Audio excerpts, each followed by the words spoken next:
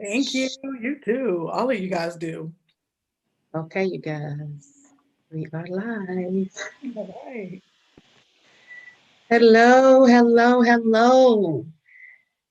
How's everybody today? It is a wonderful day in Detroit, and I'm just thanking God for being a part and being here today. We are live from the Biz Hub midweek. Amen. Midweek with the Masters. And we have a show today that I tell you, I'm excited about it because this week, we have actually the whole month, we've been celebrating the International Women Month. And I'm telling you, we are still on the road. We're still doing it. And we have some ladies that has been coming here and coming on with us and talking and has been giving us some information this month.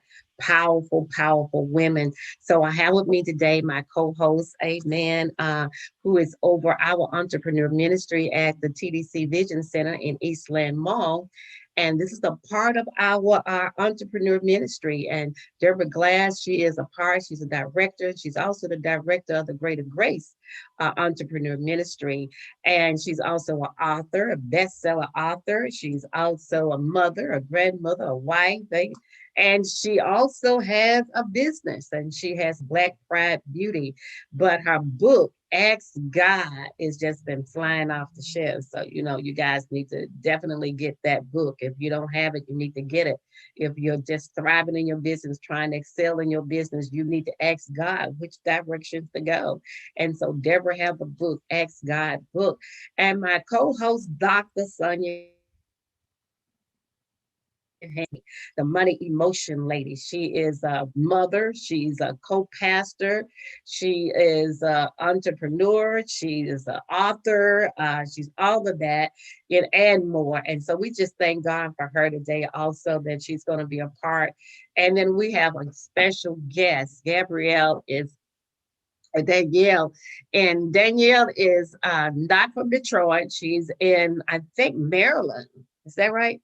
Danielle is in Maryland, but Danielle is awesome. She's out there making it happen. Sometimes people are out there say they're doing things and they're not really doing what they're doing. Well, Danielle's out there, a lady that's making it happen. And Dr. Ham is going to introduce Danielle. She's having a little technical problems right now, but we just gonna let Danielle come on and just be herself. Hey man, she gonna be herself. She gonna introduce herself. She gonna do it all. She's the woman of the hour. Danielle has a PowerPoint for us, and we're gonna get started on that. And in the middle of that, we're gonna stop, and then we're gonna ask some questions and things. And by that time, Dr. Ham may have had her technical problems all together. So Danielle, you're on, as they always say. You're on. Awesome. Well, good morning, good morning, good morning, everyone, or good afternoon. I guess we are afternoon at this point. Afternoon, yeah. Well, I just want to first of all say thank you all to Apostle Washington, Deborah, and Dr. Ham for having me on and allowing me to be a part of today's session. And I am really excited about that. I'm going to talk to you guys a little bit about fundamentals for branding and just brand development for leaders overall. Sometimes when we think of branding, we only think of it for a product or a service or business. But some of you may be watching and listening, and you're an influencer, you're a leader, you're someone who has influence and a sphere of influence over others. And so you're going to be able to apply these principles no matter where you stand in your pathway and in your call. So just to let you know a little bit about me, we'll start with that I'm the CEO of a company called Faith Lane Corporation. We are a conglomerate level corporation. We are what is called a for-profit benefit corporation. And so just as you have nonprofit corporations that are there to really just do something of value to the community, to better people. There's also an entity called a B Corp, and that's a for-profit benefit corporation. And so there's always a public benefit that comes along with the formation of that company. It's just set up to actually make a profit. So our assignment as a company is to develop profitable and impactful leaders of systemic change. And so our goal and our our function of our company is to produce leaders of change, to revolutionize economic ecosystems, and then use business to resolve economic crisis and disparity. And so as we see in the marketplace now, there are a lot of people who have issues with high unemployment rates. We see that the market is having some crashes and ebbs and flows here. Our company supports goals and things like that. When we see national disasters, as what you saw in Houston, where businesses were destroyed, our goal is to be able to create tools and resources to be able to support them through entrepreneurship. And then we're committed to really supporting leaders of change. So we love being in an environment like this because you all are leaders of change, right? You're not just business owners or entrepreneurs. You're people who are actually leading systemic change in the 7 mountains of influence. And so our goal is to really be able to support those leaders of change through education, through providing safe spaces for them to be able to build and launch business ventures, and that you'll have the luxury of paying it forward in life and business. So a little bit about me. They call me, and I'm going to come back to this in a minute. They call me the Prophet Professor. And so I am a 22-year marketing and communications executive. And so I've worked in government, radio, film, and TV. I'm currently in higher education and hospitality. I've worked with Fortune 200 companies, Fortune 500 corporations, as well as I've done ministry. And so I've done this both as an entrepreneur and as a corporate employee. I'm what they call a dualpreneur, which means that I actually work for a corporation. I work for Thompson Hospitality. We are the largest Black-owned hospitality company in the US, and we support HBCU campus dining. And so I run the marketing department there and help them with their marketing strategies. And so this is something that I don't just do for fun. This is where my training has come from. Right. And then I'm also the CEO, of course, of Faith Lane Corp. And so in our corporation, as you'll see here, one of the things I work with is I work with people who have conglomerate level vision. So that may be you that's here who says, I have several business babies that are on the inside of me, or have several different places that God is calling me. And so one of the things that God's gifted me with is being able to make sense of those big visions. So you'll see this just kind of gives you an idea. Our company is set up into 4 sectors, one being a media sector, the second being an education group, which is what you guys are experiencing now, and then also a retreats and conferences sector. And then what we are in the process of is developing an economic development corporation that will be an offshoot of the company that really works on some of the community initiatives that we want to do. And so that's one of the things that we really focus on, is really being able to unleash visionaries. So it's my heart and hope today that as we talk about branding, that we're not just helping you birth one singular brand, but that we're allowing you to be able to birth as a visionary and give birth to the fullness of what God has assigned you to. I'm an author, just like Deborah Glass, like Dr. Ham. I'm also an author. I've published 19 business and personal development books. Also have spoken and done speaking engagements, both in the US and abroad. I do some on-air television as well. So I'm the host of a show called Life in the Faith Lane, which is a podcast. And then also with the company that I'm with, I actually oversee our new media sector that we've developed. And so I'm the host of their show, Chef Talk and Make It Memorable. And then I also produce the rest of the shows on their channel. And then last year, we launched something brand new, which we're excited about. I'm the chancellor of Faith Lane Society. We have a school of business and a school of faith, where we do faith-based training for entrepreneurs and those called to the business place. So that's just a little bit about me personally.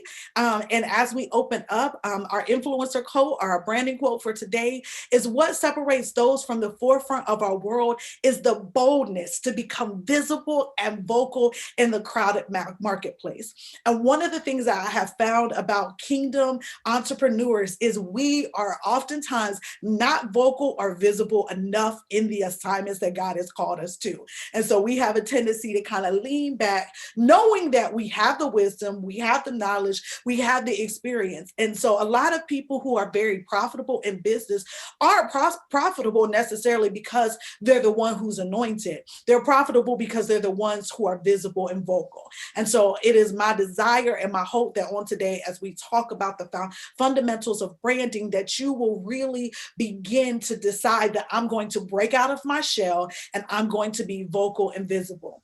One of the newest platforms that we're hearing about is Clubhouse. But as Clubhouse is coming on, I'm hearing a lot of people complain about the quality of rooms that are there, about the integrity of the people who are on the rooms. And the question that I pose is, if they're visible and they're vocal. And so we've got to get vocal and begin to bring the integrity. We've got to bring those things to those marketplaces and not be afraid. And so I am praying that today you will be ready to get visible and break out of your shell. And so before we go into some more of our lesson, I'm going to turn it back over to Apostle Diane for any questions or anything else that she wants to add before we go into today's the rest of today's session. I know you can just go on because I want to get into what you're saying about being visible and vocal. You know, that is one of the things that definitely we as entrepreneurs and Christian entrepreneurs definitely have to do. We criticize and talk about others, but then we're not visible ourselves. And then we're not vocal on what we really stand for as a believer. So you go on. Yes, that's good. And that's exactly what we want to talk about. You've got to get visible. But in order to do that, you have to really understand your brand. So I'm going to tell you guys right now, we're not going to talk about logos and websites, okay? And that's what most people think about when they think about branding. They think, I need a logo, I need a tagline, I need a name of my company, I need a website, and I've got a brand. And actually, you don't quite. That's like the last element of your brand. And what happens a lot of time is because we haven't gotten to the nuts and bolts of our brand and our identity as a brand, whether that's as a visionary, as a product, as a service, or as a particular corporation. When we haven't done that and then we turn those things over to graphic designers, that's how you end up with lackluster visuals that go to your brand, right? That's how you end up with websites that are pretty, but they're not profitable and they kind of lay flat, because you've got to get to the underbelly of what you're doing, who you serve, and why you serve. So when we talk about a brand, I want to lay a foundation. A brand is the influence and identity of an idea in the marketplace that distinguishes itself in the global marketplace, right? And so it is the influence and the identity of an idea. There could be 5 different people who have the same idea as you, and that is okay, right? But what is going to distinguish you from that idea? Let's look at a very common, simple one. Let's look at fast food. McDonald's, Wendy's, they have primarily the same menu, right? The same concept, fast food. You come in, you come out, you get something really quick. So they have the same idea for food, right? But what influences, they have an influence and they have an identity that makes them distinguishedly different when you begin to look at them. So if you look at McDonald's, you look at Burger King, you look at Wendy's, right? So when you look at McDonald's has hung their hat on their longevity. They've hung their hat on the fact that we've done this the longest and we're the longest standing, right? So you're going to get the same thing every time you come from McDonald's.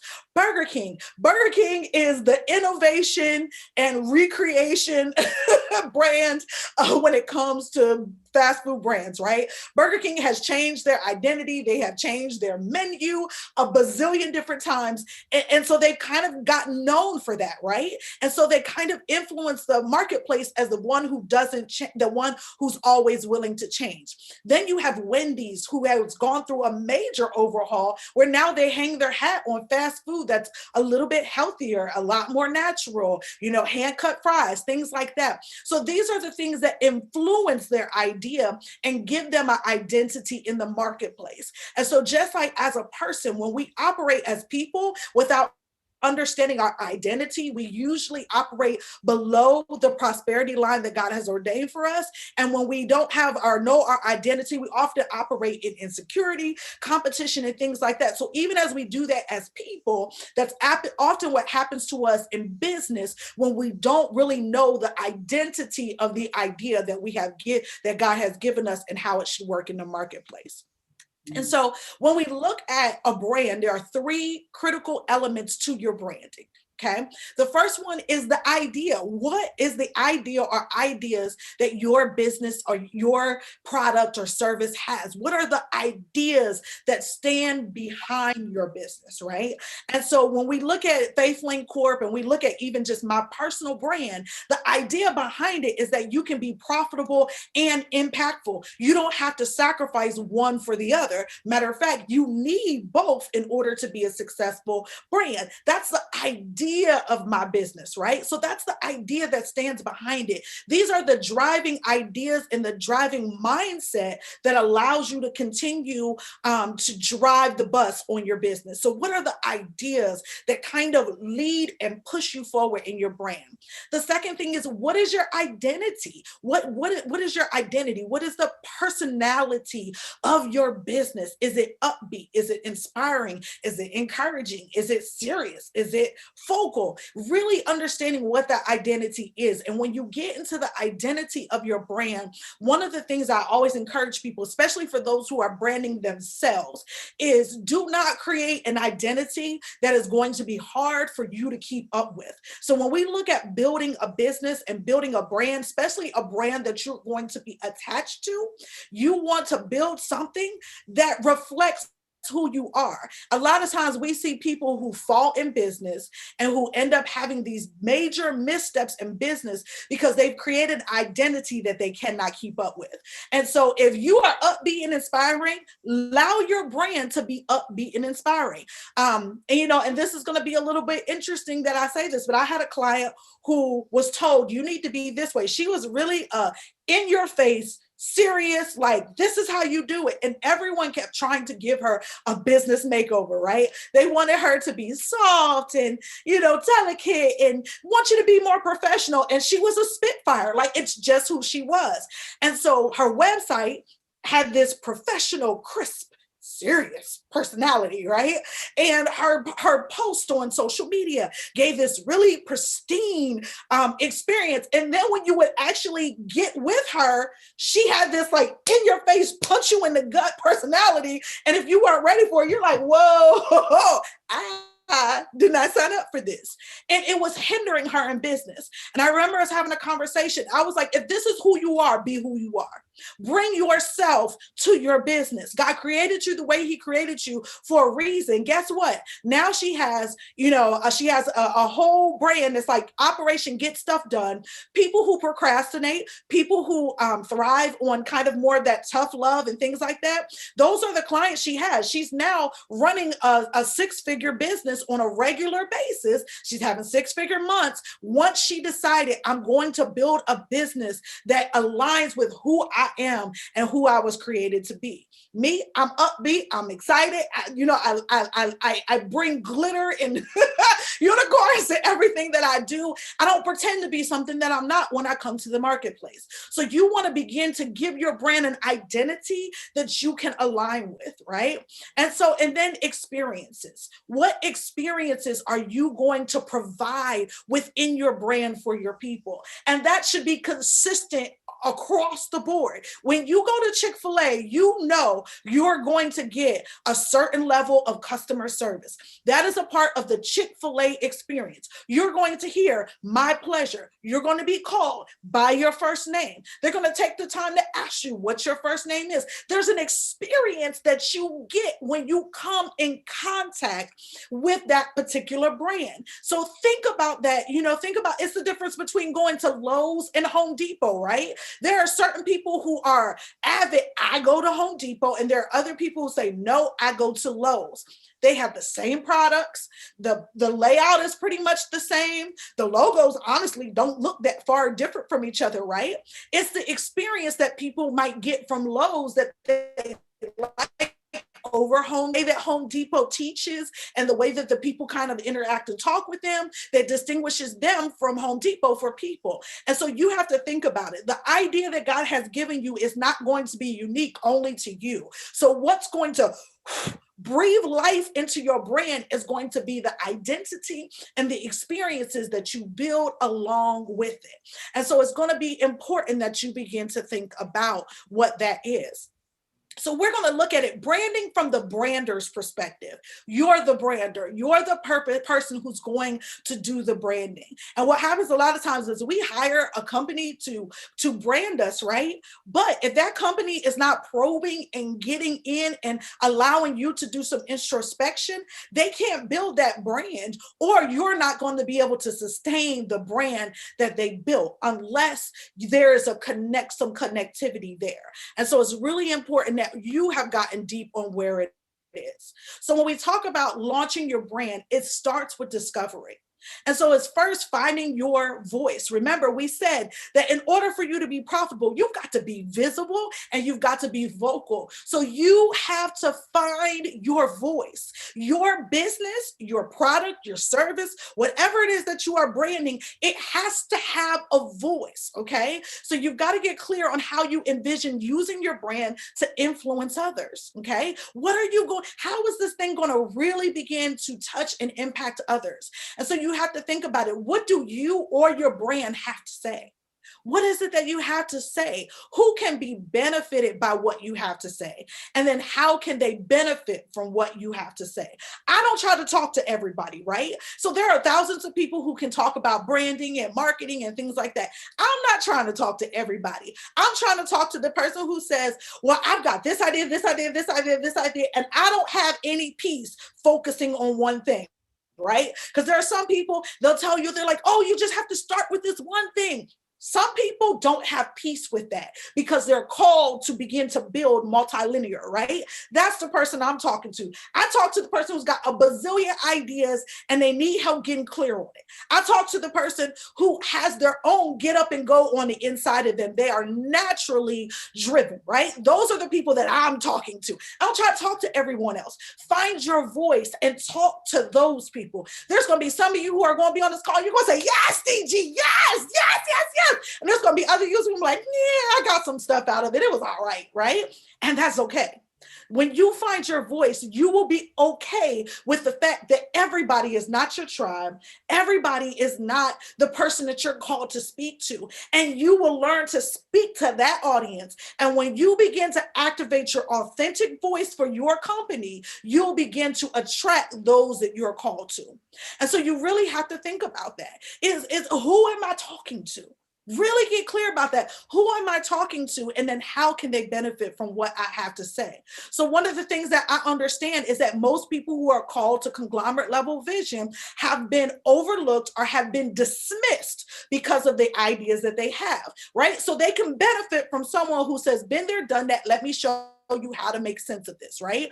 And so how can they benefit from that? I'm going to help you accelerate and get over the hump. You need to be able to explore and explain how can people benefit from what you have. Wendy's, let's go back to the burgers, right? Wendy's is saying, I've got a burger for you, but I've got a burger that's been grounded and it doesn't have a lot of additives and things like that. So if you're going to eat junk, you might as well eat healthy junk, right? And so that's the person they're talking to. They're talking to the person who still values their health a little bit, but every now and then wants a burger or some chicken nuggets, right? So they're talking to that person and they're able to benefit from what they have to say. The second thing, when we're getting visible, is you've got to find your value. Explore how your unique brand's personality, its skill set, your background, how does it contribute to your brand equity? And so how can being authentic inspire action from others, right? And then what is your brand known for that courageously brings people to your audience, right? So one of the things about me is I'm high energy. I'm high energy. It is who I am. It is part of my brand. Any of the teachers who teach with me, who work with me, you got to be able to bring that high energy with you, right? It's funny. People laugh at me. I've been on a hiatus from Clubhouse for a while because I haven't been feeling well. Why? Because I have a brand and my brand comes with high energy. You get on a Clubhouse with us, we're like, whoa, you're going to walk away like that. So if I can't bring you that high energy, I'm just going to take a break and come back when I can give you what I'm known for, right? And so you've got to begin to think about what is it that I can do to inspire action from others. Even in my corporate job, this is a part of my even my corporate brand. So my corporate brand, I have a gift for motivating others, right? It's a part of the anointing that is on my life. So when I go into the marketplace, I allow that same anointing to flow freely in the marketplace, and I use that same mantle of being able to edify, encourage, and uplift people, right? I use that same mantle in the marketplace to inspire action. So when I do sales presentations and things like that, they're going to get the motivation. They're going to get that woo. And every now and then they're like, whoo, child, thought I was in church for a minute. I bring who I am to the marketplace, if that makes sense, right? So find your value. What is your value? And then the last thing is find your vantage point. So when we look at that, you want to begin to think about that. Every brand story has multiple vantage points, right? And so you want to establish your point of view for the thing that you are building. What is your point of view, right? And you want to establish your point of view, and you want to consistently deliver from that lens. And so the questions that I'll ask you is, what vibe will your brand actually portray? So when people experience your brand, what vibe does it give them? Does it make them lean in and take notes? Is it a vibe that gets them uplifted? Is it a vibe that makes them think, or really kind of go inside of themselves? You want them to think about that. I go back and I talk about food because I'm in the hospitality business. I'm sorry, you guys. And so I'm always doing studies of hospitality and entertainment industry. Those are kind of the two that I study a lot. So when you look, let's go back to these food. When I want to feel special out of those brands, I'm going to Chick-fil-A, right? I'm going to Chick-fil-A. If I'm feeling a little hood today and I want a hood experience, I might go to Popeyes, okay? And I'm going to get my good Popeyes feel, right? So the vibe that I want, right? People are going to go for the vibe and the energy and that spirit that you begin to pump into your brand, okay? And what lens will you tell? I always talk from the glass is always half full with me, right? So when people want to get information from a glass half full, when they want to know what they can do and not what won't work, I'm the person that they're going to go to, right? If they might go to someone else if they want to know all the things that could go wrong. I'm not going to tell you all the things that can go wrong. I'm going to give you all the ways that you can actually make this happen. There's nothing wrong with either way, right? It's what you need in that place. And so when you are distinguishing yourself and you find your vantage point and you are sharing your brand from that vantage point, people know to come to you and expect the same thing over. I have a joke about Chick-fil-A, right? Chick-fil-A, they have their brand. I always talk about their brand, but there are levels to their Chick-fil-A. So I always joke around that depending on where you are in the country, depends on the level of Chick-fil-A you're going to get. In Georgia and in the South, where Chick-fil-A was born, you're going to get the evangelical Church of Christ version of Chick-fil-A. It's going to be my pleasure, and you're going to feel that thing when you get your lemonade and your chicken sandwich, right? Like that, it is all the way there. But then, as I matriculated up north, I found my Catholic Chick-fil-A's. They're sprinkled in customer service, right? So they're going to tell you it's my pleasure. They're going to give you the same things that Chick-fil-A tells you to do, but the degree of it is not going to be as wide of an experience, right? But the experience never changes, if that makes sense. You're going to always get the same things, but then the depth of it may be different depending on who's executing your brand. But at the end of the day, no matter if I'm in California or if I'm in Maryland or if I'm down in Florida, the Chick-fil-A experience never changes. Why? Because they built their brand and then they begin to teach the people who work in it according to that, if that makes sense. So with that, we want to begin to ask ourselves some core questions. So before you start really creating your brand and things like that, before you start marketing yourself, or even if you're marketing, I encourage you to take a pause and ask yourself these questions. Number one, what motivates you to do what you do? One of the things that you are finding now when we look at marketing is that people are much more interested in the brand story than they have been previously, right?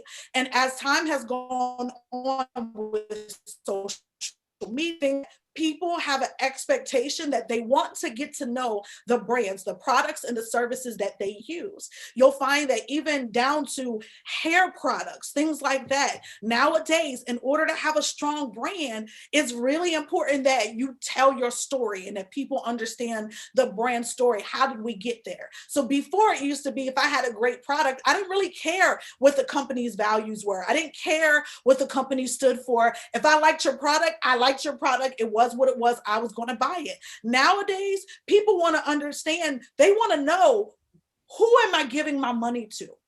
How is this money circulating? What's going to happen to, the profits that are there? Am I putting my money into the hands of someone who is going to then support things that further influence systemic racism? Am I putting my money into the hands of someone who doesn't even value me as a person? You see this with our luxury brands right now. Stories are beginning to come out about Louis Vuitton and the fact that Louis Vuitton was, they used to support the human zoos way back in the day, right? People are caring about what goes on with your business beyond the scope of it. So you've got to think about what motivates you to do what you do. And then what will you do with the platform you create? There is a responsibility that comes with being a business owner that some people have not come to accept.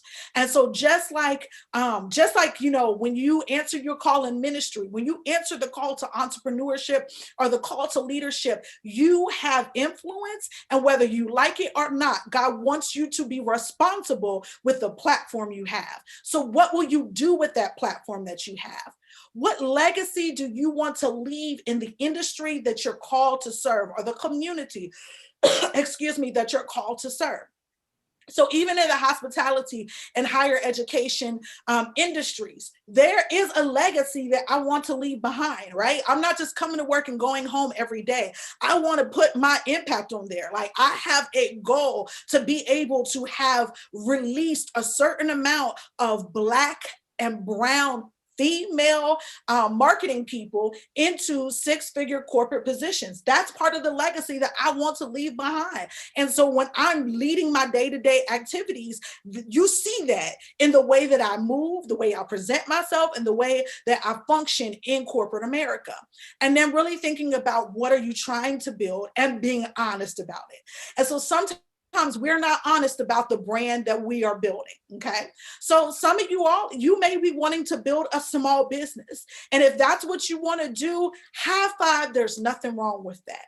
Don't let other people make you feel bad about what you are called and assigned to build. Some of you guys want to do a small business. Some of you all, it might just be an additional stream of revenue. Others, it might be, I'm trying to build a multi-million-dollar company. Others of you, it might be just, something I can pass down to my family. Be clear about what you're trying to build and build from there.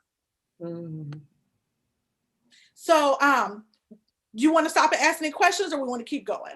I'm so excited. I just want you to keep going. Okay, I'll keep rolling. So I want to kind of go over some key definitions that are important when you're building your brand, and things that help you to understand branding a little bit clearer. Because my goal is that when you walk away from here, you have some things that you can begin to start writing down. So when you start developing your brand, when you're working with the designers and things like that, they have a little bit more that they can work with as you begin to birth that brand. So let's go through some of those. The first one is brand identity. And so this is a cumulative expression of a brand to target audiences, right? And so this is how you express your brand to your target audience. And let me hit target audience really quickly. Your brand should have a target audience. It should have a specific people that you are targeting. To try to say that, oh, my product hits everyone is dangerous, okay? It's dangerous because when you start hitting blanket, you get a little bit of everybody. And one, you'll end up with people using your product or service that you're not equipped to deal with. And it frustrates you as a business owner. I believe firmly in firing people if they're not a good fit. Now, when I let them go, I usually let them go and send them to someone who's a better fit, right? But when you have a target audience and you know who you're talking to, you can pinpoint your marketing and your advertising a lot more clearer. And then your audience can actually recognize that you're talking to them, okay? So just imagine, like, I walk into a room and I'm like, hey, you guys, how's everybody doing? Right? If I say that, everybody might turn and look, but nobody knows exactly who should come and talk to me, right? But if I come in the room and I say, hey, Apostle Washington, it's so good to see you, I know you're talking to me, right? So you see, she said, hey, girl, hey, she knows I'm talking directly to her. So you want to know who your target audience is. When you are identifying your target audience, one of the things that you might understand is that your suite of products or your suite of services might have multiple target audiences. Okay. So let me make sure you understand that. So you might have a product line. So let's say you have 3 different books, but each book might hit a different target audience. And then you might have one broad target audience. Okay. So when we look at my target audience, when I look at my target audience typically skews female, some male though. I do pick up some male, but it typically skews female, and they usually range from about the age of 30 to 55, right? That's usually about the age range of my typical audience, okay? Most of the people that I work with, when we look at their income bracket, they're operating off of about a 55 to 150 range, right? And so that's a wide range. So a person who makes $150,000 a year can afford something completely different than the person who makes 55,000 a year, right? So if I price all of my products to only hit that 150 market, the people who are in my market who are just starting off their careers, who are just getting off the ground, I've now priced them out of my brand, but I'm saying they're a part of my target audience. Does that make sense? So when I look at my audience, I'm going to build a suite of services that build you from about that 55,000 range to about that 150 range, if that makes sense. Okay. And I'm just giving you some examples of what that looks like. So when you look at your target audience, you want to know who they are, what's their age range, what's their income range. You also want to think about what are their, excuse me, I'm so sorry about that. You also want to think about what are their hobbies? What are their interests? Where do they go? Those are the things when you think about your target audience, where do they hang out? Where do they spend money? How do they spend money? Some of you all, you're running on social media, and some of you guys are running on Facebook, and Facebook might not be your target audience, right? And so when I do things for work, we don't have a strong Facebook audience. Matter of fact, we built a portal for our parents on Facebook because typically college student parents are on Facebook. And then we began to take our energy and we moved it to Instagram. Why? Because Instagram tends to skew younger, right? Now, Instagram is starting to skew a little older the longer it's in motion. And so typically your younger people are going to be on Twitter, they're going to be on Snapchat. So you want to think about who your audience is, and then that's why you'll know where to hang out with them. If you have a business that is targeted towards professional people, then your professional people are probably going to be in LinkedIn. But if you're not selling a business service, you're probably going to want to catch them on Facebook, right? So you want to be, once you know where they hang out and how they spend money, it's going to help you to be able to fine tune your actual strategies. And so a lot of times we're not thinking about that. So to go back over that, when you think of your target audience, you want to know who they are. Are they male? Are they female? What type of social economic background do they have? You want to know what their income brackets and income ranges look like. You want to know where they spend money, how they spend money, what type of brands do your target audience typically enjoy and like. Those are all things that you want to begin to go through and understand, so that as you are building your business, you're actually you're actually building your business in alignment with that audience. Okay. So that's your brand identity. Brand strategy. So this is where you take the ideas of which your brand is built and you systematically express those ideas through your identity and your brand experience, right? And so there should be a brand journey that you take your people on. So when you think about your particular, let's say we're going to brand a service. So you have a particular service that you have. You want to begin to sit out when you put your strategy together. You want to know what is the ultimate result of your brand, right? And then you want to back it up to the person who's starting at the very beginning of that. And then how should they experience your brand? You want to create your client journey. That's what we call it, your client journey. And so on that client journey from start to finish, what does that look like from the first time they come in contact with your brand until they actually purchase it, use it, and you follow up with them? You want to be able to have a client journey that you have documented so that you make sure every time everyone gets the same experience. Okay, the same experience. Brand personality, you'll hear that used a lot, and that is the human personalities traits that are ascribed to your brand. So one of my favorite brand personalities is Wendy's on Twitter. Wendy's on Twitter is petty. They are humorous. They are funny. It cracks me up, right? And they actually kind of set the tone for some of the other brands and how they begin to get their personality. So your brand should have a personality, whether that's fun, it's lighthearted, it's bright, it's more serious, it's professional. Your brand should have some human personality traits that you can attribute to it. So like I said, when you experience my brand, it's going to be flashy. It's just part of my brand. My brand is always going to be flashy, just like I got a big necklace on today and bright lipstick. My brand is always going to have bright colors, and it's going to, kind of stand out in that way. It's always going to be high energy, and it's always going to have an overflow of information, right? That's the brand personality that you get when you experience my brand. So you want to think about that. Brand position and brand positioning. And so there is kind of like a conceptual territory that all brands take relative to other brands. So think about how I've been talking about the difference between McDonald's, Chick-fil-A, Popeyes, all these different brands. They all have a space within an industry. So there is space for you. And I want you guys to declare that and decree that over your business today. There is space for my brand. There's space for my service. There's space for my voice. There's space for you. And so your brand position is what space you take up in that particular industry or mountain of influence. Okay. And then you begin to do that as you begin to start to trademark those things that distinguish your good from the other. And so a lot of times people are trying to trademark something when they have not really made the distinguishing marks between it.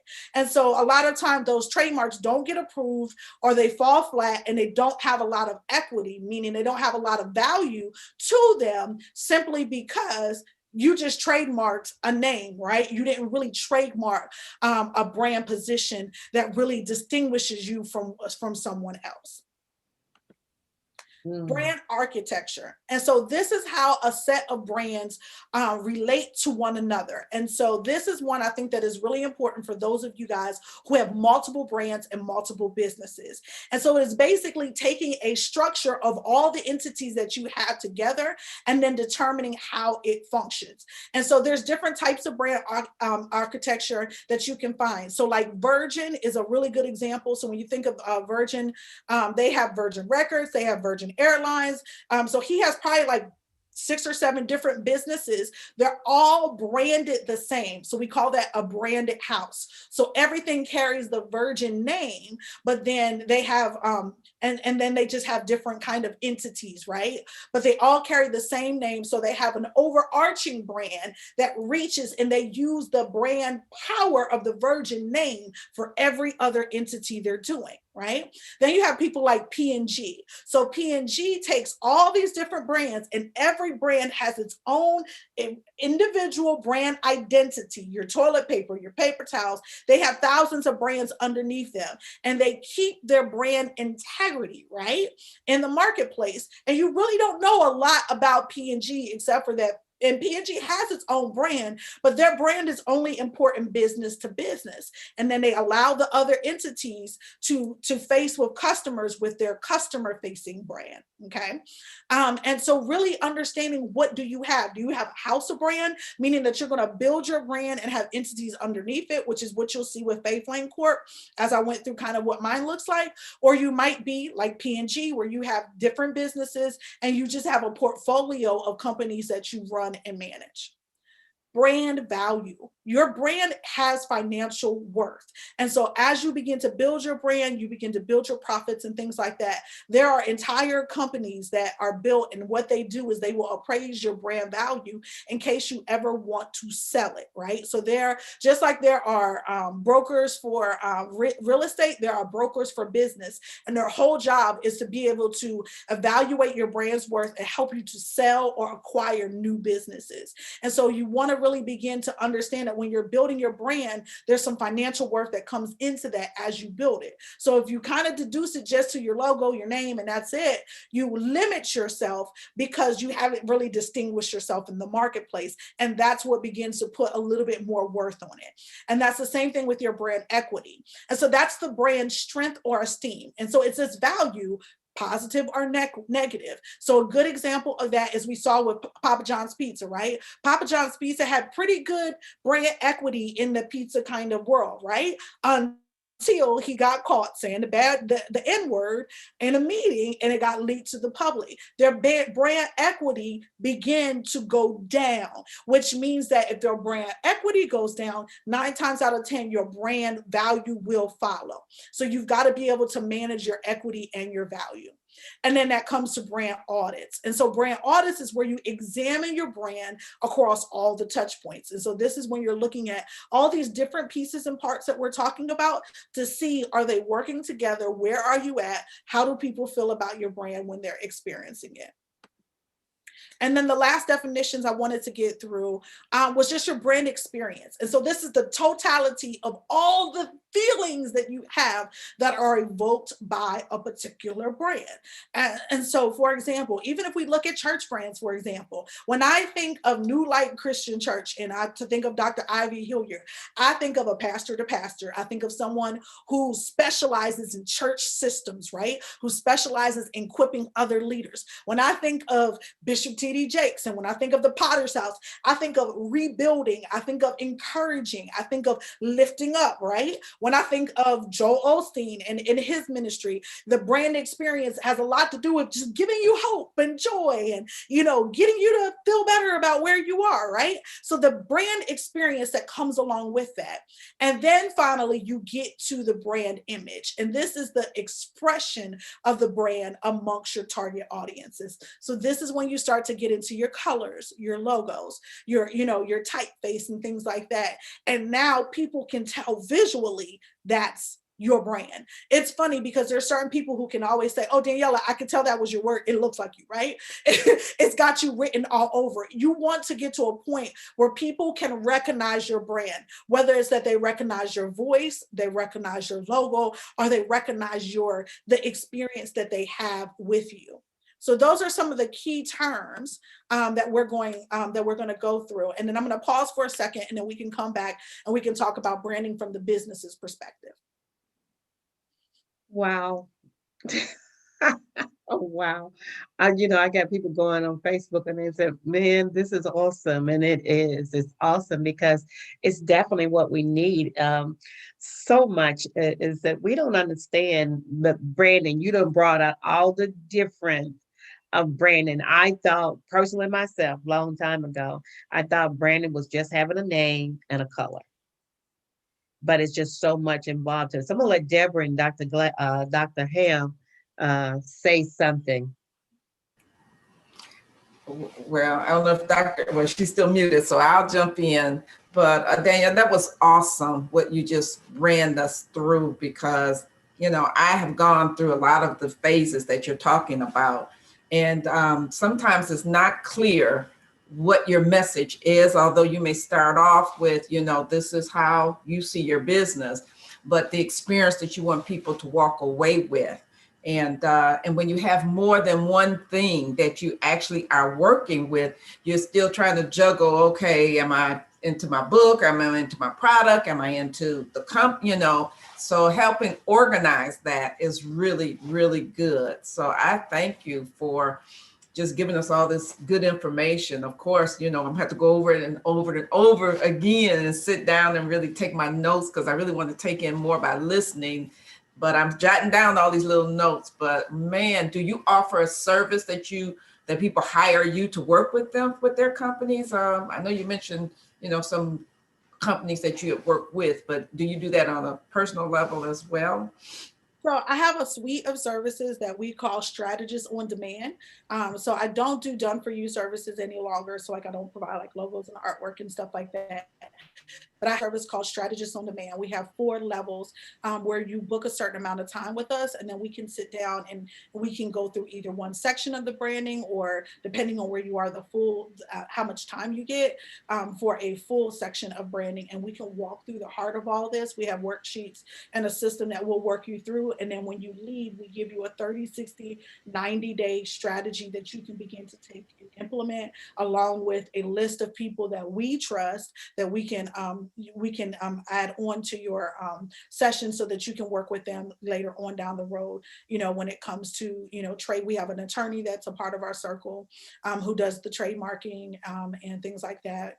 Graphic designers and people like that, video and stuff. So we have some of that. I also offer VIP days where you can actually come to Maryland with me for either a day or a weekend, and then we'll actually sit out and we'll build. And so typically, if I'm going to do done for you, we do it in a VIP weekend where we'll sit down and go through your brand, put it together. We'll do some videos while we're there, get some things going, get your 30, 60, 90-day strategy together. And then everything that we can create in 3 days, we create, load it on a thumb drive, and send you home to start rocking your brand.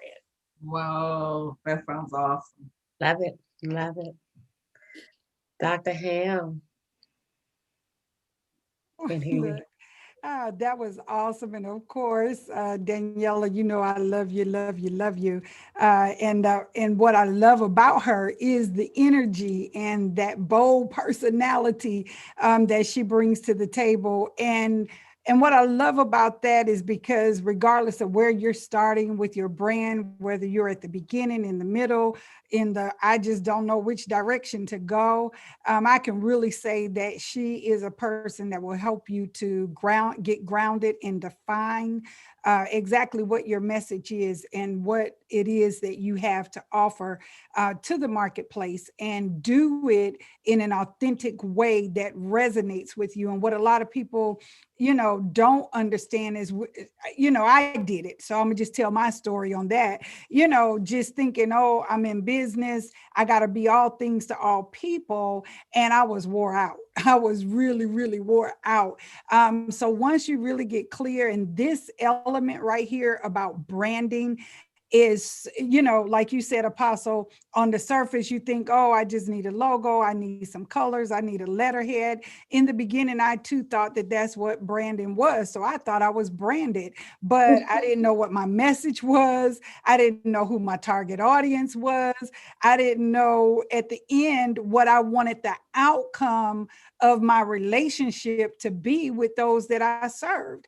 And so really, understanding this, and of course, if you have an opportunity to do a VIP day with Daniela, I encourage you, especially those of you that may be watching this in the Maryland area. I hate she left us here in Atlanta, but that's okay. I know how to get to her. But for those of you that are in the Maryland area, you definitely want to connect with her.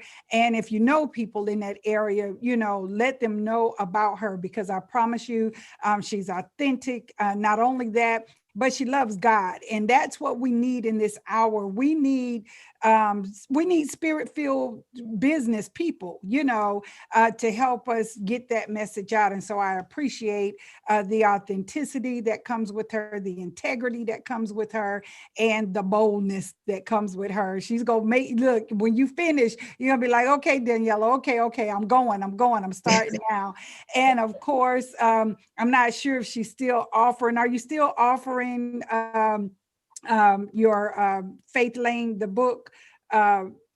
Yes. Yes. Okay. Yeah. You have to get that. It's a matrix. It's really a planning matrix. And Oh, I know which one we're talking yeah, profit in the faith lane. Is that it? about. There you go. Ah, Profit in the faith lane. All right. Danielle, put that in the chat. Yeah, all the Yes, information. yes, yes. You have to get profit in the faith lane. I promise you, if you don't do anything else today, everybody needs to get profit in the faith lane. All right. It will help you, and what a lot of people don't understand, and let me put this caveat out there, because when we bring speakers like this and people who come and share their heart, and I mean, she's already given us thousands of dollars worth of Yes. information. And we need to show our support by at least ordering the book. So maybe you can't do the full program now, but if you get that book, you'll be well on your way. And then it will help you work your way up to the program. And then of course, those of you that can do the program with her, definitely reach out, do the consultation. I promise you, your life and your business will thank you for it in the end. So that's what I have. Back to you, Apostle. I mean, Danielle, you have brought so much. It's like Dr. Ham said, you have brought a $10,000 program to us today. And anyone who, like Dr. Ham said, anyone who can't afford, or you feel like you can't afford, because, I think we limit ourselves when we say we can't afford. And the thing that I found out that most people in business, they will advertise that they're going out of business and spend advertising dollars to go out of business, but they don't spend advertising dollars and maintenance while they're in business. So, this is a time that you can get someone to talk to you, give you a strategy on how to pivot out of the things that we're going through in this economy that we're in. And if you don't have the time and the effort to spend on yourself in this time that we're going through, to want to have profit come out looking like you're supposed to look in 2021, then, hey, just don't do it.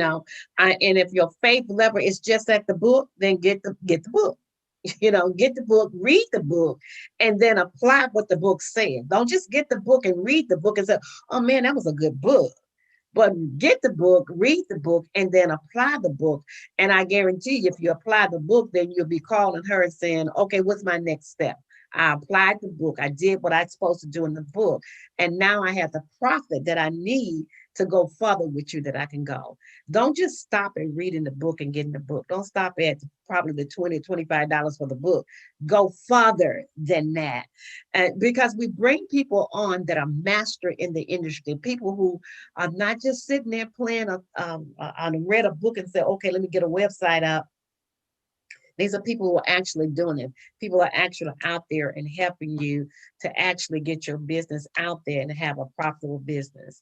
So I'm just grateful. I'm just so grateful. I really want to say, Danielle, keep going, but I know we at our moment that we're supposed to be stopping. But to me, Danielle, if you want to keep going, you can keep going. Well, if it's okay with you guys, I'll finish up the last few that I have with you It's guys. okay with us. We're gonna keep on rolling then. And as Dr. Ham mentioned, so just so you guys know, our our consumer facing program is called Life in the Faith Lane. And so and it starts with this, which is the 12 principles for an everyday extraordinary life. You can find this on Amazon, any of where books are sold, or you can go to inthefaithlane.com and you can order it there. And so this goes to our 12 principles of being profitable and impactful in the faith lane. And so whether you're called to business, ministry, even God's calling you and you're called to the marketplace on your job, these are going to give you the principles to really be able to activate faith in your entire life. And so one of the principles that we talk about is that that there is no separation of church and state, and it really teaches you how to live an all-encompassing life with God, and then how to release your faith even when you are in the marketplace. Dr. Sonia and I had this conversation recently. of how when God starts to begin to call you into the marketplace. I've known Dr. Ham since I was young. I was a baby. I was a baby in age. I was a baby in ministry. And then when God began to challenge me to come out of the pulpit into the marketplace, one of the things that I had to learn was that the language that I used in church was not going to translate into the language I needed in my industries. And so being able to transition that language and still see the power of the Holy Spirit moving and fully functioning in the marketplace. I'm telling you guys, I have seen signs, wonders, and miracles without oil, without a Bible, without speaking in a tongue at all. But I did all of those things on the back end in the privacy of my home before I showed up. And so the Holy Spirit could show up and have someone who didn't even believe in God tell me, I had goosebumps when you talked, and we wasn't even talking about. That's marketplace ministry, when we really begin to do that. And so when you really begin to pair up with God, you'll be able to have an extraordinary life. You will see those wonders in the deep that talk about when you go out and do business in big ships. Okay. And then Prophet in the Faith Lane. This is the book that Dr. Han was talking about. It is a profitability planner. We have a couple volumes. So like when you look, you'll see there's a purple one, there's a blue one, there's a black one, a white one. So you can pick whichever color you want.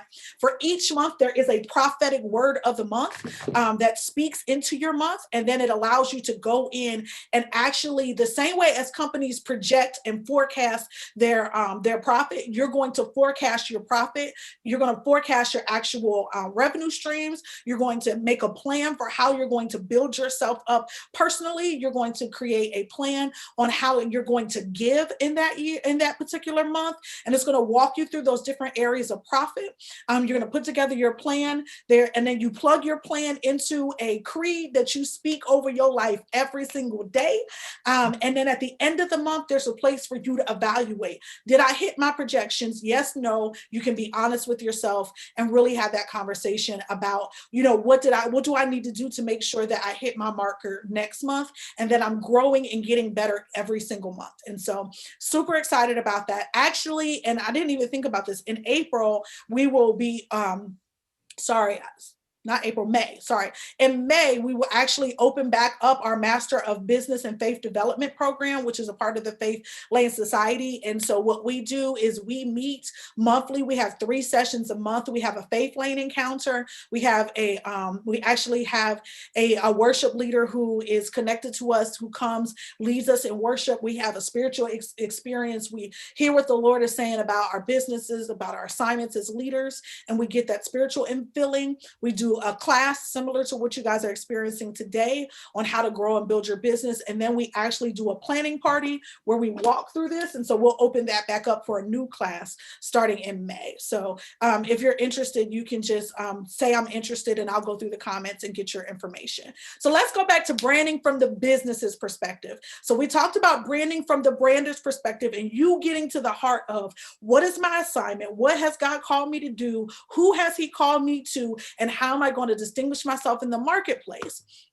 And so now we want to begin to look at this from the business's perspective. So there's 5 foundational steps to brand yourself or your business. So number 1 is find your niche. You have to have a niche. That goes back to that target audience that I was talking to. You are not called to everybody. What is going to be your niche? Find your niche and work it. Now, here's the thing. Brands are buildable, and brands can grow with you. So you don't have to have a brand. And when you build a broad brand that is based on your assignment, it allows your brand to grow with you. Okay. And so my brand has grown over the years, but my assignment has not changed. Mm-hmm. And so your niche might shift and change as you shift and as you elevate. And it's okay. And so I want you to give yourself permission to rebrand yourself. I want you to give yourself permission to grow and let your brand grow with you. Okay. Your brand will grow with you. So find your niche in this season. What is your niche? And don't be so afraid, like, oh my God, if I get into this niche, I can't get out. I started my career 22 years ago doing graphic design. Now, trust and believe, I have some old clients who call me at least twice a year just to check in to see if I changed my mind about doing graphics, right? Dr. Like me. And so there are some people, they always know me as that, right? But as my niche has changed, they've actually grown with me. They've done other things with me, and they understand that I'm growing and evolving. So you can grow and evolve in your brand. Number two, so once you find your niche, what is going to be your niche in business? You know, one of the things I love about Dr. Ham is like she hones in on the finances, but she's not trying to do all the financial things, right? She found her niche when it comes to the finance industry. And then she begins to partner with other people who make a full and a round experience, right? So I'm a business strategist. I focus on strategy. I focus on how to make sense and give you an order. I'll give you that 30, 60, 90-day strategy. I'm not the holder-hander. I learned that the hard way. I'm not a coach. I'm not a hold-your-hander, right? But that what I do is then I partner with people who build and who enhance my niche. So you can find your niche and niche down, and then you partner with other people so that people get the full experience that they need. Number two, determine your audience. We talked about this a lot, making sure you know who your audience is. Who are you talking to? We're not talking to everybody. Number three is build a business model. And this is where I think a lot of people are missing it, is that they're not actually building a business model. So we get an idea and we say, you know what? I'm going to make this hair serum and I'm going to sell this hair serum. And we go, oh, well, their hair serum's like $14.99. I'll make mine $12.99. And voila, I've got a product, but there's no business model around it. And so really beginning to sit down every single year, you all should take an inventory of what does it cost to run my company at the level that I'm supposed to run it at. Not at the level that you think you can afford it, but really sit down and begin to use an Excel spreadsheet. We actually have on our website, you can download it. There's a spreadsheet you can get to actually go through this exercise. What is it like? Literally, like if so your internet, your website, your advertising dollars, all those things, your labor, all those things, if you really ran your business the way you wanted it to be ran, how much would that cost? And then you come up with what that cost is. And you might find it really legitimately cost me $100K to run my company, right? And then you also have to figure out how much do I need to be getting paid? And what is my hourly rate? A lot of people have not really identified their salary or what they cost. So when someone calls you to do a speaking engagement, when someone calls you to do something, you don't even really know where to start because you've never really sat down to say, this is how much my salary is. And so when you look at it and you say, okay, it costs $100K for me to run my company. And then you might say, I want to have a 20% profit. So now you're looking at, okay, I need to make $120K this year. That's going to cause me to run the company the way it should be run, plus 20,000 that's going to the bottom line that I can roll into the next year. Now, once you know how much it costs to run your business, now you're looking at your suite of services and your suite of products, right? And now you're looking at that and you're beginning to project, how much do I have to make each month? How much do I have to sell? When are my high volume months and my low volume months? And now I'm creating a rolling calendar that gives me my monthly projections. So when we talk about putting projections in here, it's easier to do this when you have sat down and you have put together a business model for your business. And so what happens, and we find this a lot, I actually had someone that I connected with on my corporate side because they had started a business that was in food service, right?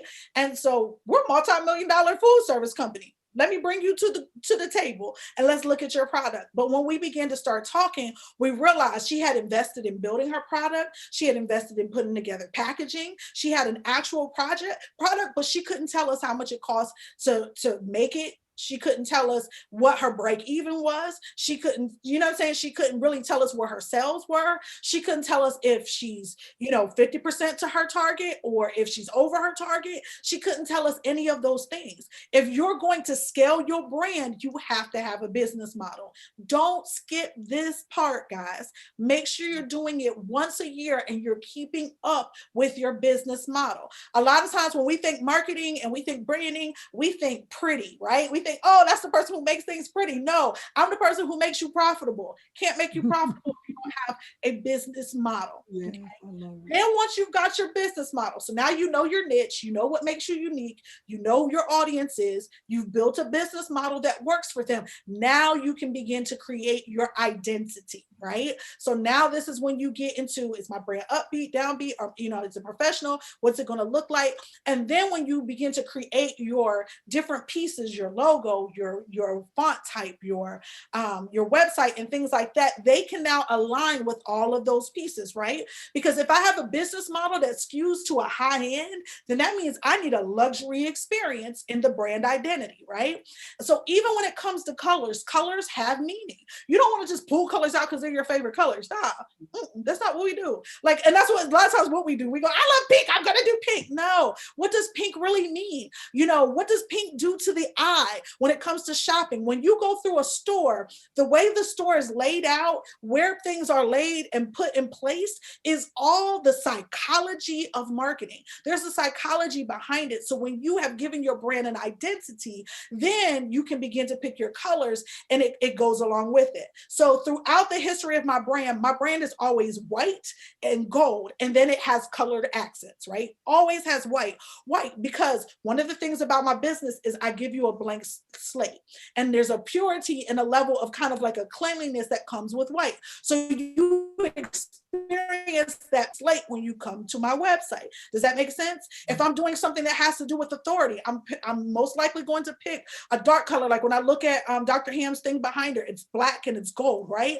Because I think authority. When I think of black, when you think of gold, you think of stability. All of these colors have a meaning behind them that stand in them when you begin to create your identity, right? And so those are things that you want to think about. And then the fifth thing that you want to do to brand your business is then you want to establish your community. So you have this target audience, but where are they going to hang out? You need to create a place for the people you are called to gather so that you can talk to them, so they can talk to you, and so you can build relationship with them. So where are you guys going to hang out? That can be virtual and it can be in person, right? But you got to create a place for your community. So you see there's a trend in marketing now where we'll call we'll call our tribe certain names and things like that or whatever. That's a part of the community building. And it's a lot easier to sell to a warm audience than it is a cold audience, right? And so your social media posts and things like that go to your cold audience. You're trying to get their attention, but then you should be bringing them into either an email list, a text message list, or some type of group, okay, that you put together. That could be a Facebook group. And even if you do Facebook group, I really encourage you to have either an email list or a text messaging list that you own. But have a place where your community can come together and gather. And then that's where you start cultivating them. That's where you start building them. That's where you start really allowing your voice to be matriculated into them. That's where they grow to be raving fans of who your brand and where you are. And you find the place that fits you best. You see a lot of people are creating, like I have a Clubhouse club that we're getting ready to start developing for the Faith Lane Society, right? Clubhouse might be a good fit. It might not be a good fit for you. It might be a Facebook group, but have a place where your community can congregate and you can talk to them and you can build relationship with them. All right. And so then the last thing is branding from the consumer's perspective.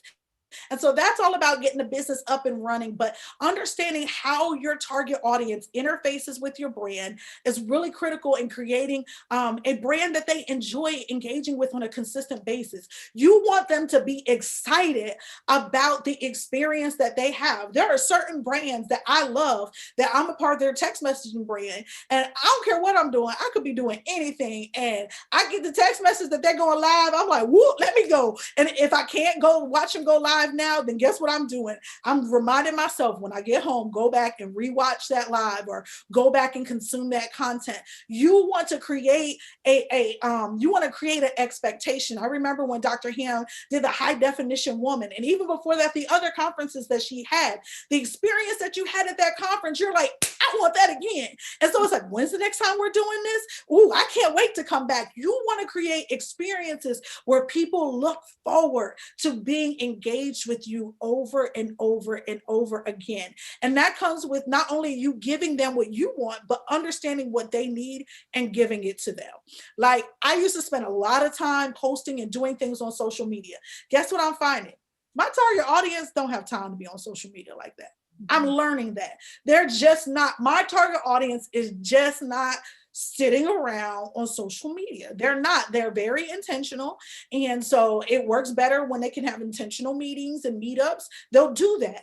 They're not sitting around on social media. So for years, I spent money and I wasted time, you know what I'm saying, trying to put my energy in something where that's not where they were. Okay. So for Works Better to Me, we're actually in the process of transitioning to a text messaging community, right? So that people can join our text message club and I can communicate and talk to them there, because that's the easiest way to get a hold of leaders on the go.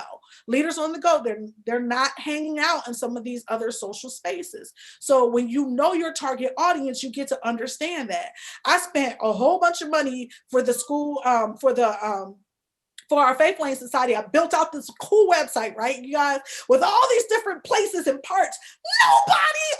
No one who is a part of my program, except for one person, even uses it. And I was just like, I spent all this money, and they're like, they like the little Facebook chat. And I'm like, are you kidding me? Like, the Facebook chat? And they're like, yeah, we like the Facebook chat. Let us know, remind us when class is, drop the stuff in here. We can get it and go. They want something mobile, right? You've got to listen to your audience. You got to know what they need and know what they want. And what I found was, Daniela, as much as we love you, we don't want to have to learn another platform. We don't got time to learn another platform and be in another platform. I need something simple and easy. Shoot it to me in an email, shoot it to me in a text, shoot it to me in this Facebook message, but don't make me log into something else.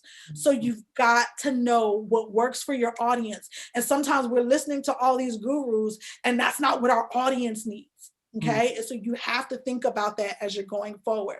And so when you make yourself visible, right, when you're making your brand visible, there's 5 types of impactful brands that I want you to think about. And I want you to kind of decide, what type of brand am I? Lifestyle brand. That's someone who kind of encompasses the whole life, right? It's that the 360-degree leader. That's kind of what that lifestyle brand does. A thought leader brand. That means that you are someone who's on the cutting edge. You're going to bring technology. You're going to let people know like what's coming ahead. You're going to, you're going to give predictions in a particular industry and things like that. That's a thought leader, right? They're kind of driving how things are going in a particular industry. And so that's someone who's going to publish a lot of trends. They're going to publish those forecasts. They're going to lead the direction. Then you have entertainment brands. And that means that, yeah, you might be selling this hair serum, but you do it in an entertaining way, and entertainment is a huge part of it, which means that you're going to invest money and your marketing is going to go more into like television, media, placement, and things like that.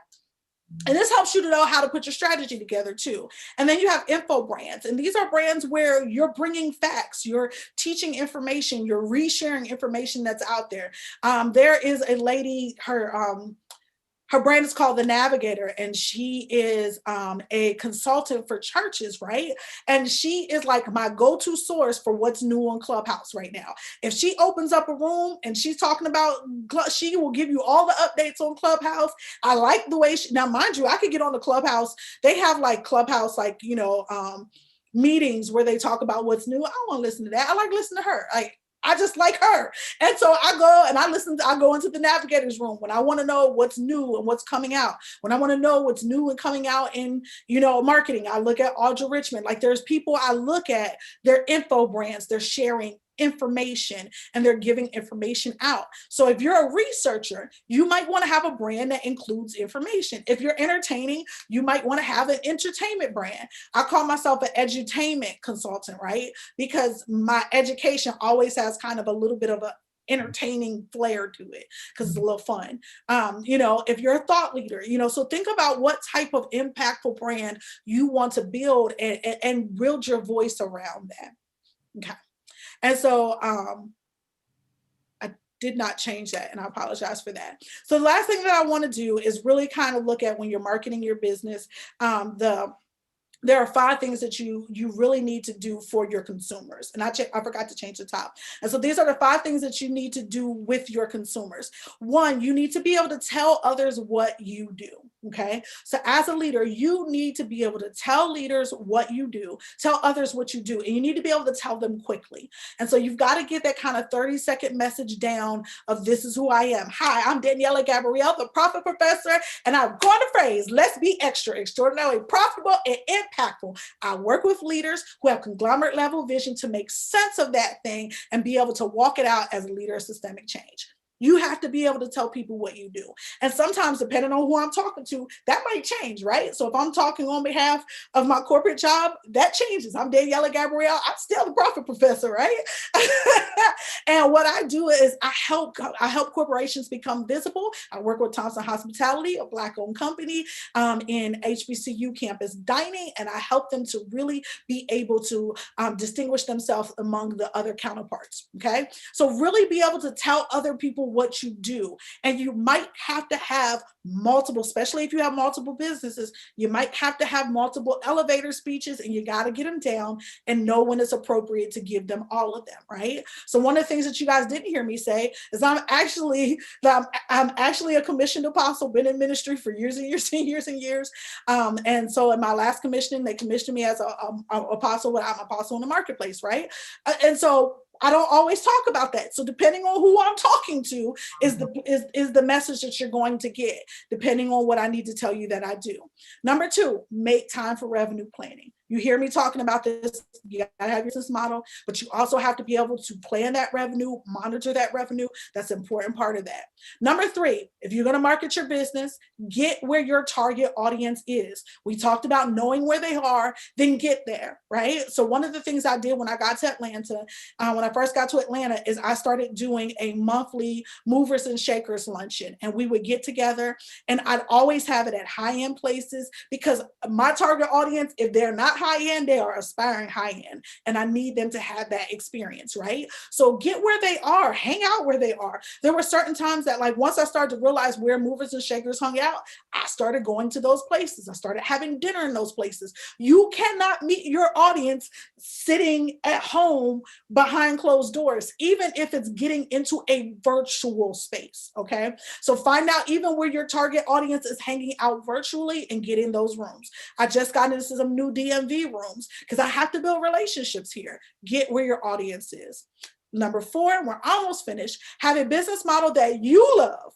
You gotta love it, right? And that your customers can't get enough of. Because when you love it, I promise you, it's going to come across to your customers, and they're going to love it too. You want them to have an experience that is shareable. You want to create shareable and tweetable, I call them tweetable moments, something that people are going to actually share out. And they're going to be like, wow, I was with Deborah, I read her book, and they're quoting your book and tagging you in it. Give them those moments. And then the last one, which is really important, have a signature superpower. And this is one I think that people overlook. Everyone needs a signature superpower, okay? And that's a unique service or product that costs you little to nothing, right? But you can provide complimentary that adds value to their experience. And a lot of times that's adding a little of you to the experience that you give them, right? So a lot of people do consultations and things like that, but I'm going to give you the 30, 60, 90 day. One of the things I used to do with my consultant clients is I would make them an affirmation based on what we talked about. And then I would send them the audio affirmation so that they can listen to it. And I'd be like, hey, Apostle Washington, just wanted to remind you that this is your big deal season. Your big deal, you'll sign big deals. You're going to the next level. Be encouraged. It doesn't take me a lot to do that, right? But for Apostle Washington, being able to listen to that over and over again is going to bless her life. And remember, affirmations and audio is my superpower. It doesn't take me a lot to do it, but it's going to go a long way for those that you work with. So think about, what are those signatures? What's that signature superpower that you can put on as your stamp? And so those are some of the things I want you to think about as you're building your brand.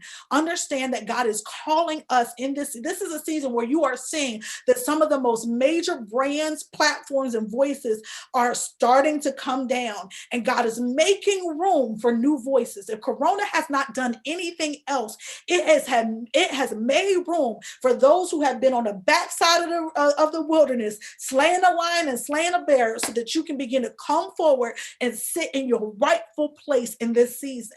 But you're only going to get into your rightful place if you move yourself out of the way, say, yes, God, I'm willing to do this, and begin to open your mouth and get vocal. You will fine tune it as you do it, but you got to start where you are. And so that's what I wanted to share with you today. I'm going to turn it back over to you guys so you can wrap us up. Woo, awesome, awesome, awesome. I tell you, it's been an awesome day. So I'm gonna let them give the little 5 minutes or whatever we're gonna do, take away from this, and then I'll just close it out. I've been sitting over here crying and writing and prophesying and to myself and everything else. So Deborah, I'm gonna let you go, and then Dr. Ham, and then we'll close it out, and then we'll let Danielle give us a last minute word for the season. I Danielle said it all, and my go-to is always ask God, and that's how come that book was birthed, because I truly believe that that's where it starts. He's given us all gifts, talents, and abilities, and you just need to tap in and find out what God has called you to do and your assignment. So she's given us what to do with it once we know. Amen. All right. Well, look, I'm with you, Deborah. She said it all. If you didn't get that, oh my goodness gracious. I mean, that was amazing. And I just want to thank you, Daniela, for sharing so freely, and just really showing us what you're truly made of. And that's what it's about in this hour.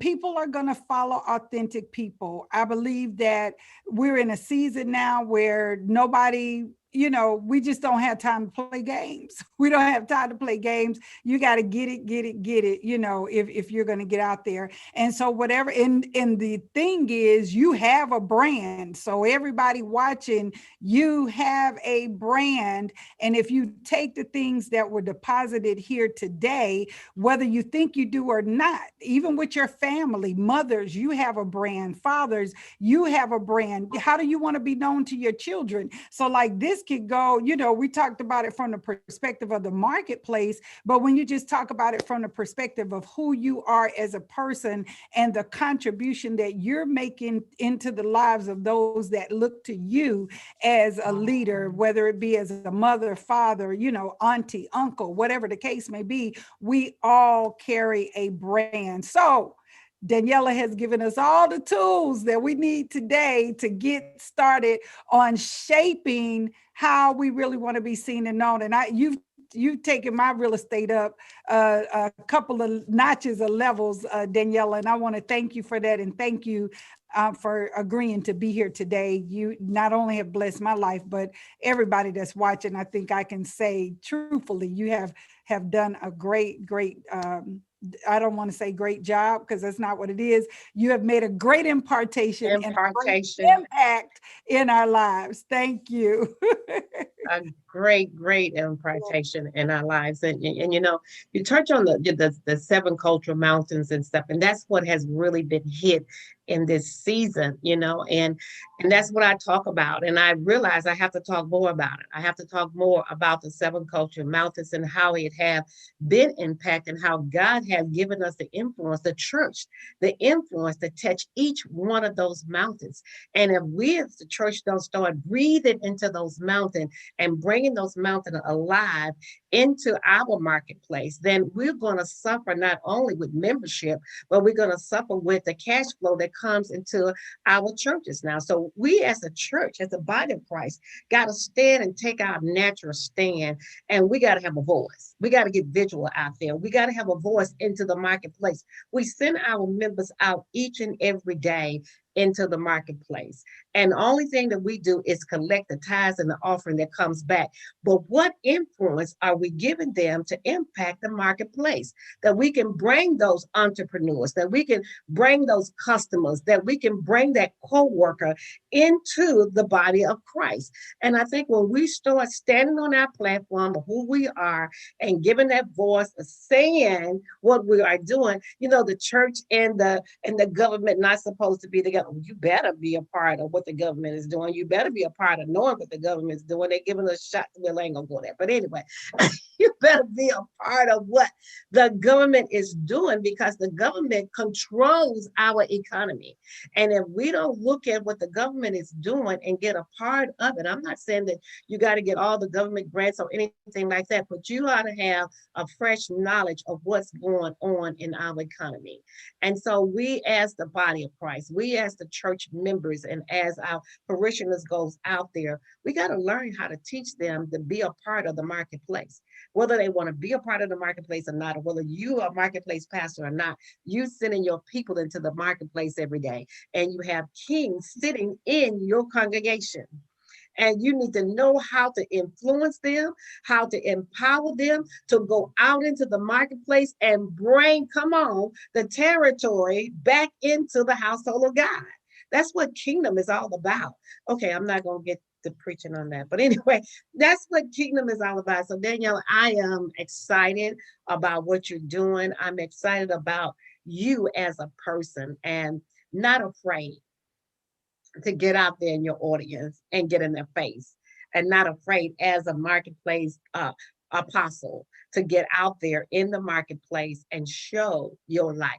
That's all we're supposed to do, is to show our light, our gift and our talent that God has given us. And that's what the Biz Hub is all about. It's a hub of resources for those that are in the marketplace, for those Christians that are out there in the marketplace and need to know how to sow to the next level. So that's what we are. I want to be a group of resources for people to come in and connect and have that connection, that we can reach people that we're supposed to reach in the marketplace. So Danielle, I'm gonna get it back to you and let you say something to us, the last closing word.